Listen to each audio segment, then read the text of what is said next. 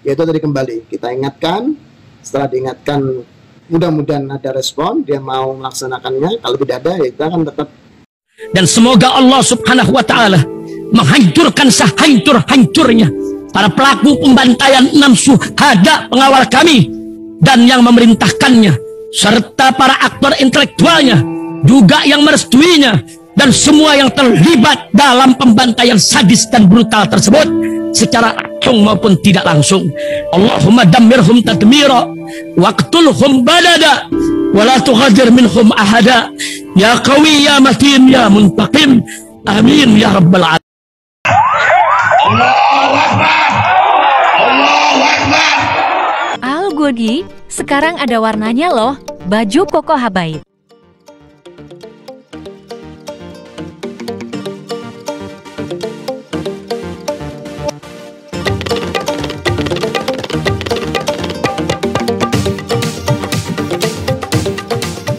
Assalamualaikum warahmatullahi wabarakatuh. Waalaikumsalam. Alhamdulillahirrabbilalamin. Salatu wassalamu ala sayyidil mursalin sayyidina Muhammadin wa ala alihi washabihi ajmain. Amma ba'du. Alhamdulillah guys. Malam ini gua lagi di Banjarmasin, kebetulan ditemanin sama Habib Yaman. Enggak lah, Habib Indonesia ya.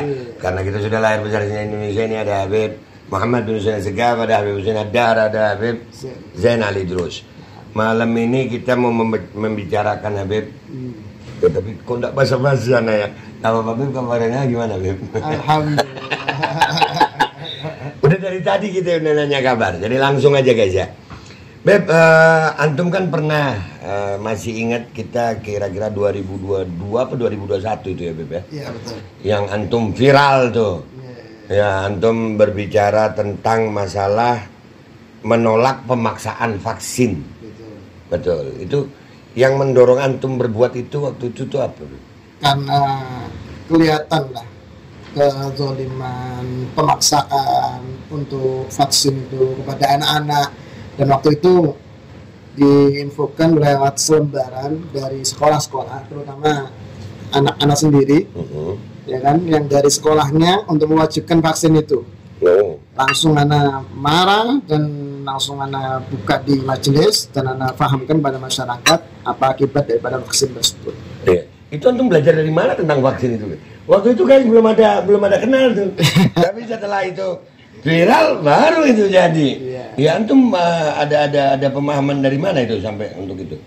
Dari beberapa teman yang mereka juga berjuang, ya termasuk dari antum, statementnya antum yang ada di medsos itu kita ambil, kita pelajari, dan dari yang lain-lainnya, dari dokter, termasuk beberapa dokter yang menyampaikan yang ada podcast sama antum waktu itu. Oh, Dokter Louis Mendiang beliau, ya kan. Jadi kita cermati, memang betul, dan itu kenyataannya, dan kita buktikan kan gitu, bahwasanya mana yang benar, yang hak tetap hak. Yang benar kita katakan benar, ya kan, memang salah yang salah. Dan alhamdulillah perjuangan kita saat itu menghasilkan lah, dari warga anak sendiri, masyarakat dan jamaah majelis anak yang ada, mereka dari himbauan-himbauan itu akhirnya paham tentang vaksin, bahayanya vaksin, dan mereka tidak mau. Oke. Alhamdulillah. Itu kan waktu itu ini kalau antum mau cerita silakan cerita, kalau nggak mau cerita nggak apa-apa juga. Ada nggak dalam tanda kutip intimidasi gitu? Ada ya, ada. Nyata itu. Ada ya, nyata. Apakah benar, Beb? Ini kabar selentingan sih, kita yang mendapatkan kabar selentingan. Antum sampai akhirnya membuka sekolah. Betul. Wow. Ya. Jadi dari majelis akhirnya alhamdulillah, ini berkatnya COVID juga. Akhirnya bisa buka madrasah. Karena waktu itu ya, di antara alasan masyarakat ini kan, atau warga yang ada di sekitar anak waktu itu, kalau nggak sekolah di situ mau sekolah kemana?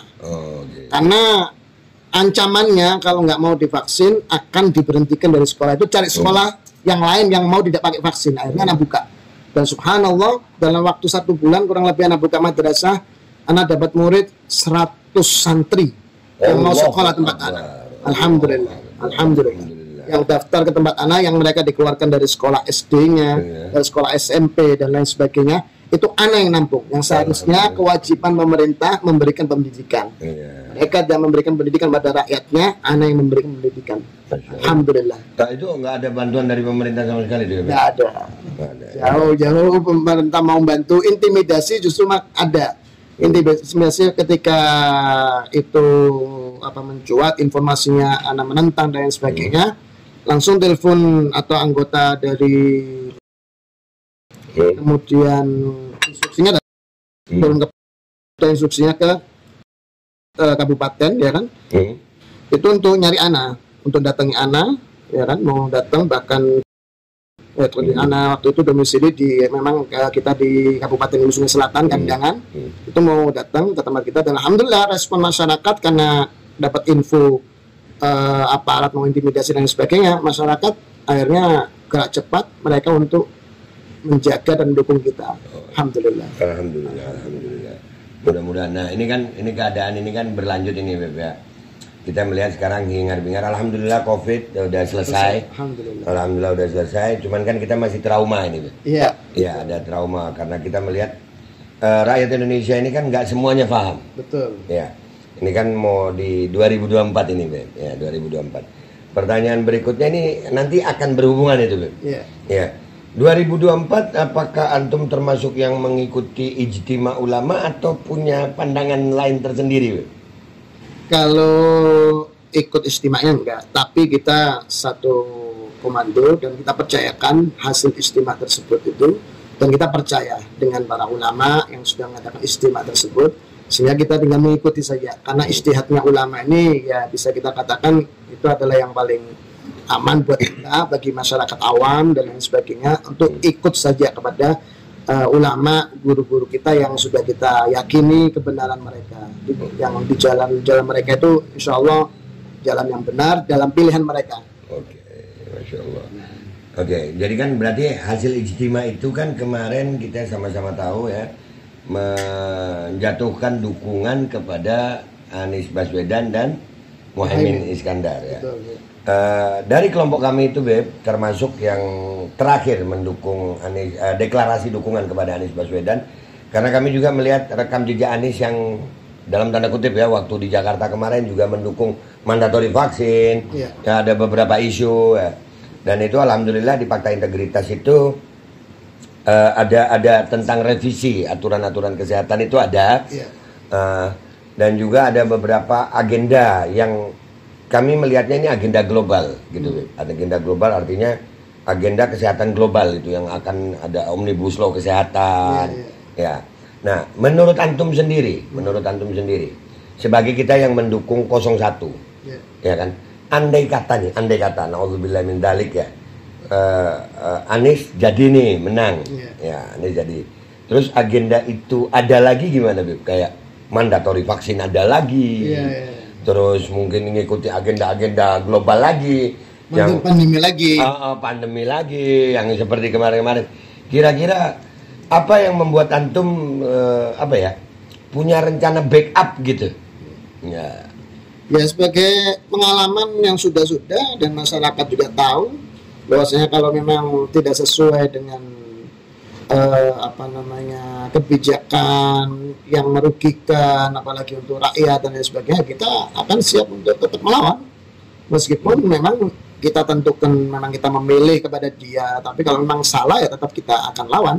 Kalau salah ya memang dengan jalan kita ingatkan, kalau diingatkan tidak mau kita ya akan melawan apapun daripada kebijakan-kebijakan yang tidak sesuai, yang merugikan rakyat, yang merugikan masyarakat, yang menzalimi, ada pemaksaan yang menghilangkan hak asasi daripada rakyat dan lain sebagainya, itu akan kita lakukan.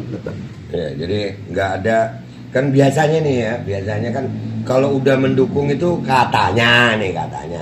Soalnya ada yang sono, yang sono. Itu kalau udah mendukung itu mau salah mau benar dibela gitu. Nggak bisa. Ya. Kalau salah, kita siapapun yang jadi, siapapun orangnya, apalagi yang kita sudah dukung ya kan, ya tetap kita akan sampaikan mana yang kebenaran, kita ingatkan. Kalau tidak bisa diingatkan ya kita akan lawan. Ya, dengan istilah kebijakan yang nggak sesuai, kita akan lawan. Sebagaimana pandemi kemarin atau vaksin, masyarakat, kemudian rakyat akan terus tidak tinggal diam, insya Allah. Alhamdulillah. No, dengerin tuh. Ini kita antum tempatnya di mana, Beb? Di Kabupaten Hulu Sungai Selatan, di Kota Kandangan. Kandangan. Hulu Sungai Selatan. Jangan macam-macam lu, dikandangin lu. Oke, Habib.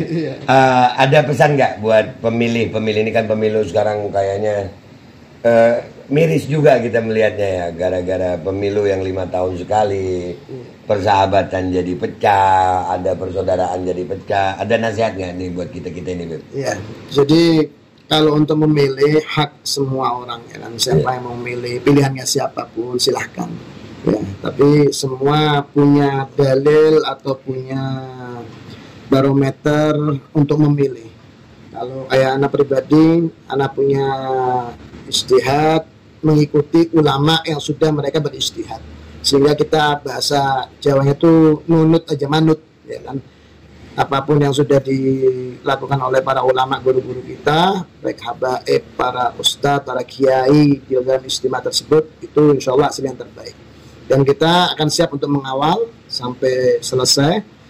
Yang penting perbedaan dalam memilih siapapun pilihannya itu tidak melonggarkan silaturahmi, tidak menghambat hubungan persaudaraan atau pertemanan atau organisasi, apapun jenis daripada persatuan atau yang memecah persatuan itu kita hilangkan.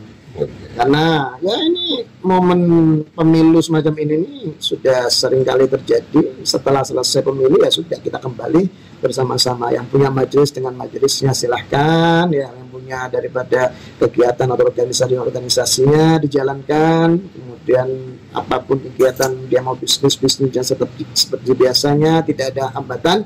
Jangan sampai gara-gara pemilu terjadi perpecahan, intinya begitu. Mudah-mudahan damai, aman, dan bisa dibijaksanai. Semuanya bijaksana insya Allah. Amin. Terima kasih Habib. Terima kasih banyak. Dan satu lagi sih Beb, ada nih. Ini yang menjadi salah satu kegelisahan kita juga kan. Kemarin kami, mungkin antum belum dengar tentang adanya undang-undang kesehatan Omnibus Law itu. Omnibus Law kesehatan. Iya. Ya, itu mungkin kalau di daerah sini mungkin banyak yang belum tahu ya. Iya. Ya, itu undang-undang Omnibus Law kesehatan itu setelah kami pelajari ini, setelah kami pelajari ini, bahwasanya itu diduga undang-undang itu dibuat untuk mengambil hak asasi manusia dalam daulat kesehatan, kedaulatan kesehatan. Jadi ada sampai kalau di pasal-pasalnya itu yang kita baca kemarin berbunyi kalau ngelihat orang sakit wajib lapor. Kalau sudah ada kejadian luar biasa, KLB ditentukan oleh pemerintah, maka semuanya harus mengikuti prosedur pemerintah, nggak boleh ada jalan lain. Menurut antum sendiri, yang menentang dia akan dipidana karena udah ada undang-undangnya. Menurut antum sendiri nih, dengan dukungan kepada Anies Baswedan, ada nggak kesempatan kita untuk mencoba merubah undang-undang itu untuk kekuatan massa dukungan itu? Ada nggak harapan antum kepada Anies Baswedan untuk itu? Sangat ada. Jadi memang setelah ada yang kita baca di fakta integritas itu kan, termasuk poinnya adalah bahwasanya minta kepada pasangan nomor 1 Amin atau Anies Baswedan bahwasanya untuk siap merevisi itu undang-undang. Dan kalau seandainya nanti tidak sesuai dengan fakta integritas atau perjanjian yang ada di fakta integritas, ya kita akan desak, akan kita terus usahakan itu. Intinya kita sudah tuangkan di fakta integritas itu, istimewa dari ulama sudah menyatakan itu, tinggal nanti bagaimana penerapannya ketika beliau menjabat jadi presiden. Nah, seandainya tidak dilaksanakan, yaitu tadi kembali kita ingatkan, setelah diingatkan mudah-mudahan ada respon, dia mau melaksanakannya. Kalau tidak ada, ya kita akan tetap melawan daripada hal-hal yang tidak sesuai dengan fakta tadi. Oke. Ada nggak harapan khusus buat Pak Anies Baswedan dan Muhaimin Iskandar nih? Harapan khusus? Ya. Pada Pak Anies Baswedan dan Pak Muhaimin Iskandar, mudah-mudahan ya kan sesuai dengan niatnya, tujuannya, visi dan misinya itu betul-betul dilaksanakan. Amin. Ya kan, revolusi perubahan, revolusi akhlak dan lain sebagainya. Ini yang kita harapkan. Ya kan, mudah-mudahan kita ikhtiar ya kan, Bapak sebagai calon presiden dan wakil presiden, komitmen mudah-mudahan sesuai dengan komitmennya, dan kita rakyat pun mengharapkan itu, ya kan? Insya Allah ikhtiar dan kita berjuang, sama-sama berjuang. Ya, adapun ketentuannya semua kita serahkan pada Allah Subhanahu Wa Taala. Baik Habib, mohon doanya kita istiqomah ya Habib. Amin. Mudah-mudahan Nanti sama-sama. saya mau main-main ke majelis antum. Habib. Siap, Insya Allah. Mudah-mudahan. Amin. Guys, ini aja podcast kita kali ini ya sama Habib. Alhamdulillah dengan podcast Rakyat Jelata, cuman pakai handphone ini Habib. Maafin kita YouTuber Rakyat Jelata. Tapi yang penting kopinya ada Habib. Ada kopi. Ya, ada kopi. Jangan lupa ngopi. Oke, itu aja guys ya. Jadi alhamdulillah kesimpulan yang gua ambil dari Habib Muhammad adalah alhamdulillah masalah mandatori ini sudah sampai ke daerah, dan alhamdulillah masyarakat di daerah sini juga berkat beliau dan beberapa ustadz-ustadz juga di sini sudah memberikan pemahaman kepada masyarakat tentang pentingnya menolak mandatori. Sekali lagi kami bukan anti vaksin, tapi jangan ada pemaksaan terhadap itu. Betul. Karena masyarakat punya hak untuk itu, dan mudah-mudahan dengan kita mendukung Anies Baswedan dan Muhaimin Iskandar, insya Allah segala sesuatu yang kemarin jelek kita rasakan, insya Allah akan ada perubahan ke depannya. Amin. Amin ya rabbal alamin. Gua Babe Aldo, YouTuber Rakyat Jelata, pamit dulu. Wabillahi taufiq wal hidayah. Wassalamualaikum warahmatullahi wabarakatuh. Waalaikumsalam. Terima kasih Habib. Alhamdulillah. Alhamdulillah. Ya, iya. Gak apa-apa ini. Bismillahirrahmanirrahim guys, sekarang ada Babe Rolen, Babe Roti Molen. Roti ini dibuat yang pasti rasanya enak ya, ada 3 rasa. Nih, ada pisang keju, ada tape keju, ada pisang coklat. Ini dibuat tanpa bahan pengawet dan melayani pesanan-pesanan kalian yang seputaran Jabodetabek, bisa buat nemenin ngopi, buat acara-acara boleh. Dan ini karena gue paling suka pisang keju, ini gue dulu yang nyoba nih. Nih dia tuh kayak crunchy gitu depannya tuh. No.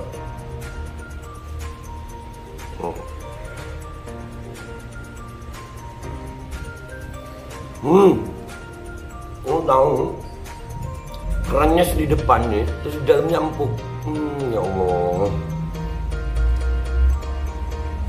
Udah nggak usah lama-lama, lu kalau kepingin langsung pesen aja, itu ada nomor WA-nya, nanti gua kalau cantumin, ada juga IG-nya, langsung pesen, murah. Ini cuman nanti deh tanya itu 35.000 kalau nggak salah, ya.